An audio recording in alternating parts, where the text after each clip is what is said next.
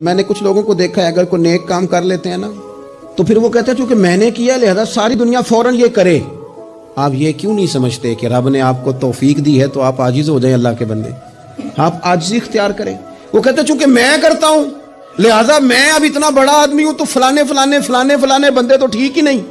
حضرت سعدی شیرازی کہتے ہیں کہ تہجد کا ٹائم تھا پرانے زمانے میں نا, لوگ مسافر اکثر رات مسجدوں میں آ کے گزارتے تھے تو کہتے ہیں مسجد میں لوگ سوئے ہوئے تھے سارے, تہجد کا ٹائم تھا, میں تہجد کی نماز پڑھ رہا تھا, میرے والد بھی ساتھ تھے, تو میں نے اپنے ابا جی سے کہا یہ دیکھو کتنے بد نصیب ہیں, نفلوں کا ٹائم ہے اور یہ سوئے ہوئے ہیں. تو فرماتے ہیں میرے والد کہنے لگے کاش تو بھی سویا ہی رہتا, لوگوں کے کپڑے تو نہ پھاڑتا.